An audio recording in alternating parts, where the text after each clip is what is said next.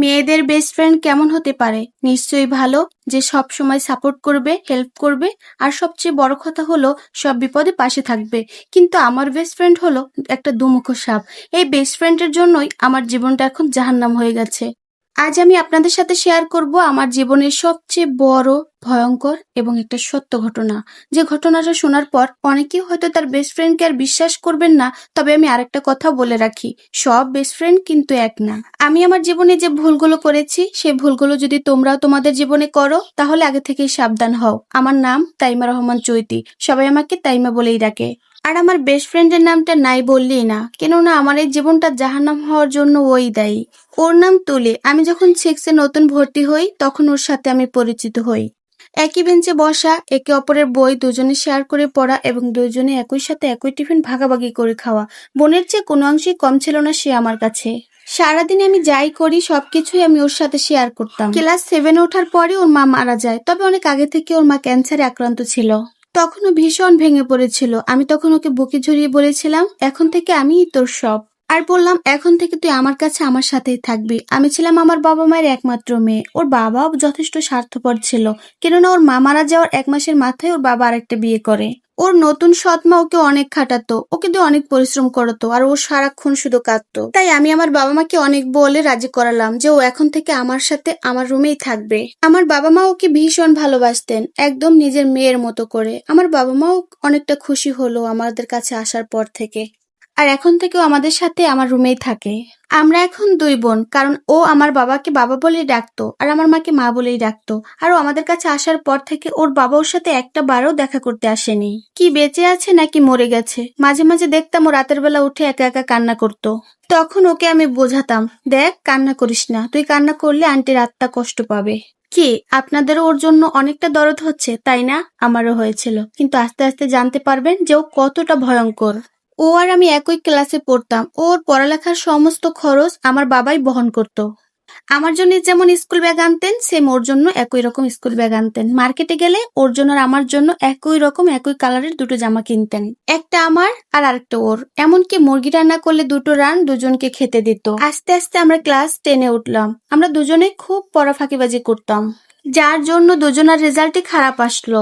বাবা এবার খুব রাগ করলেন, তারপর বললেন নেক্সট টাইম যদি আমরা রেজাল্ট খারাপ করি, তাহলে আমরা যা চাইবো তার কোনো কিছুই আর পাবো না। তারপর থেকে আমরা দুজন মনোযোগ দিয়ে পড়ালেখা শুরু করলাম। দুজনের মধ্যে প্রতিযোগিতা চলতো যে কে এবার ফার্স্ট হবে। কিন্তু দেখা যেত ওই সবসময় ক্লাসে ফার্স্ট হতো আর আমি সেকেন্ড হতাম, কিন্তু তাতে আমার কোনো দুঃখ লাগতো না। আমার বাবা মার কাছে আস্তে আস্তে ওই প্রিয় হতে লাগলো। আমি এ নিয়ে কখনোই হিংসা করতাম না, বরং খুশি হতাম। মা মরা মেয়েটা নতুন বাবা মা পেয়েছে, এরকম দিনগুলো ভালোই যাচ্ছে। কিন্তু আস্তে আস্তে কেমন যেন অতিরিক্ত হতে লাগলো। মানে আমার বাবা মা কোনো কিছু করার আগে ওর কাছ থেকে পারমিশন নিত। বাবা মা সব সময় 2টো জিনিস দুজনের জন্য কিনে, কিন্তু এবার বাবা একজোড়া সোনার কানের দুল কিনলেন এবং সেটা আমার সামনে ওকে পরিয়ে দিল। আমি তখন বাবার মুখের দিকে তাকিয়ে বললাম, বাবা আমারটা কই? তখন বাবা আমাকে একটা ধমক দিয়ে বলল, তোর তোর আবার কি? তোর মায়ের অনেক দুল আছে, সেখান থেকে তুই একটা পরে নে। ও তখন মুচকি মুচকি হাসছে, আর আমার পৃথিবীটা তখন শুধু ঘুরতে লাগলো। আর প্রতিদিন মা ঘুম থেকে উঠলে আমার কপালে চুমু দেয়, কিন্তু কিছুদিন যাবত আমার মা ওর কপালে চুমু দেয়, আমার কপালে দেয় না। আমি যখন মায়ের কাছে যেতাম, তখন মা আমাকে ধমক দিয়ে রুমে পাঠিয়ে দিতেন। আর সেসব দেখেও শুধু মুচকি মুচকি হাসছে। একদিন প্রচন্ড বৃষ্টি হচ্ছে, মা তখন বলল, তোরা দুজন ছাদে নিয়ে কাপড় নিয়ে আয়। তখন আমরা দুজন ছাদে গেলাম। কাপড়গুলো তুলতে তুলতে প্রায় ভিজেই যাচ্ছিলাম। ও শুধু দাঁড়িয়ে দাঁড়িয়ে দেখছে, কিন্তু ও আমাকে কোনো সাহায্য করছিল না। আমি একটা ধমক দিয়ে বললাম, কিরে তুই ওখানে দাঁড়িয়ে আছিস কেন? আয় আমাকে একটু সাহায্য কর। তখন ওর ভুরু দুটো কুঁচকে যায়। আমি সব কাপড়গুলো নিয়ে যখন সিঁড়ি দিকে নামছিলাম, তখন ও আমাকে ল্যাং মেরে ফেলে দেয়। আমি অনেক ব্যথা পাই কোমরে। মা গো বলে চিৎকার দিলাম। মা দৌড়ে আসলো। আমি মাকে বললাম, তুলি আমাকে ধাক্কা দিয়ে ফেলে দিয়েছে। তখন মা আমাকে বলে, কি সব আজে বাজে কথা বলছিস? তুলি এমন কাজ তো করতেই পারে না। আমি তুলির দিকে অবাক দৃষ্টিতে তাকিয়ে রইলাম। ও শুধু মুচকি মুচকি হাসছে। কথা ছিল ও আমার বোনের মতন হয়ে থাকবে, কিন্তু বোনরা কি এরকম শত্রুতা করে? যাক, এসব ছোটখাটো ব্যাপার। দিন শেষে আমি এসব ভুলে ওকে আবারও আপন করে নিলাম। আর দিন শেষে মনটা কেটে বলে বোঝাতাম যে ওর বাবা মা কেউই নেই। এখন আমিও যদি ওর সাথে খারাপ ব্যবহার বা খারাপ কিছু করি, তাহলে ভীষণ কষ্ট পাবে, আর ও কোথায় বা যাবে। তাই ওরে আমি কিছুই বলতাম না, আর ভাবতাম যে আমি হয়তো হিংসা করি, আর আমার নিজের হিংসাটাকে ধুয়ে মুছে ফেলে দিতাম। একদিন সকালবেলা আমি অনেকগুলো চকলেট এনে ওকে গিফট করলাম, কিন্তু সব চকলেট চকলেটগুলো ফেলে দিল আর বলল, এসব কম দামি চকলেট আমি খাই না, আমার বাবা আমাকে অনেক দামি এবং অনেক ভালো চকলেট এনে দিবে। ঠিক তখনই আমার রক্তটা মাথায় উঠে গেল। আমি ওকে চর মারার জন্য যেই না হাতটা তুলেছি, মনে হলো কেমন যেন একটা অদৃশ্য শক্তি আমার হাতটা ধরে রেখেছে। মুহূর্তের মধ্যে আমার হাতটা এত মোচড় দিয়ে উঠলো যে আমি চিৎকার করে কান্না করে উঠলাম। আশেপাশে তো কাউকে চোখে দেখছি না, তাহলে কে এভাবে আমার হাতটা মোচড় দিল? তুলি তখন মুসকে মুসকে হাসি আর বলতেছে, তাইমা তুই খুব বোকা, তুই আস্তে আস্তে দেখ তোর কি হয়। তুই চলে আসবি আমার জায়গায় আর আমি চলে যাব তোর জায়গায়, শুধু সময়ের অপেক্ষা। আমি ওর কথার আগামাথা কিছুই বুঝলাম না। রাতে ঘুমাতে পারি না, হাতে প্রচন্ড ব্যথা, হাতটা ভীষণ ফুলে গেছে। এখন ওর সাথে ঘুমাতেও আমার ভয় লাগে, না জানি আবার রাতে গলা টিপে ধরে। দিন যায় মাস যায়, আস্তে আস্তে আমি আমার বাবা মার কাছে অপ্রিয় সন্তান হয়ে উঠছিলাম, আর ও হয়েছিল প্রিয়। আমি সারাদিন শুধু কাঁদতাম আর ভাবতাম আমার বাবা মা থেকেও নাই, আমাকে যেন চোখেই দেখে না, সারাক্ষণ শুধু মা তুলি মা তুলি, শুধু আমি তাদের চোখে বিষ। আমি বাড়ি থেকে চলে যেতে চাইলেই বোধহয় তারা বেঁচে যায়। তুলির সাথে কথা কাটাকাটিতে মামাকে একটা জোরে থাপ্পড় মারে আর বলে তুলির পা ধরে ক্ষমা চাইতে। সেদিন আমার এতটাই কষ্ট লেগেছিল যে আমি তুলির সামনেই কান্না করে দেই। আমি যতক্ষণ না পর্যন্ত তুলির পা ধরে ক্ষমা চাচ্ছি, মা ঝাড়ু হাতে নিয়ে দাঁড়িয়ে আছে। আর মাপ না চাইলে মা আমাকে ঝাড়ু দিয়ে মারবেন। তো কাঁদতে কাঁদতে ওর কাছে মাপ চাইলাম, তারপর দৌড়ে গেলাম ছাদে। তুলি তখন মুসকে মুসকে হাসছিল। বিষয়টা এরকম কখনোই ছিল না। আমি আমার বাবা মায়ের একমাত্র মেয়ে ছিলাম, ভীষণ আদরের। প্রতিদিন ঘুম থেকে উঠলেই মা আমার কপালে চুমু দিত, বাবার কাছে কিছু চাওয়ার আগেই সে এনে দিত। আমার বাবা মা এখন পর্যন্ত আমার গায়ে একটা ফুলের টোকাও দেয়নি, কিন্তু আজ তুলির কথায় মা আমার গায়ে হাত তুললো। বিষয়টা আমি কোনোভাবেই যেন মেনে নিতে পারছি না। মনে হয়েছিল যে একটা দুঃস্বপ্ন এখনই কেটে যাবে। তুলি ছাদে আসি আমার কাদো কাদো চেহারাটা দেখার জন্য। আমার কাছে এসে একটা শয়তানি হাসি দিল আর বলল, কি বললাম মনে আছে তো? আমার জায়গায় তুই আসবি আর তোর জায়গায় যাব আমি। তখন আমি রাগান্বিত চোখে ওর দিকে তাকিয়ে বললাম, তোর মনে আছে তো যেদিন তোর মা মারা গিয়েছিল, তোর বাবা কিন্তু আরেকটা বিয়ে করেছিল। এই আমি তোকে আশ্রয় দিয়েছিলাম। তোর সৎ মাও তোকে ভালোবাসেনি, তোকে দিয়ে সারাটা দিন কাজ করাতো এবং অনেক অত্যাচার করতো। তখনই আমি তোকে বোনের আশ্রয় দিয়েছিলাম, নিজের বোনের মতো তোকে ভালোবেসেছিলাম। এখন আমার সবকিছু কেড়ে নিয়ে তুই কি প্রমাণ করতে চাইছিস? এরপর কখনো কারো আপন হয় না, তাই তো?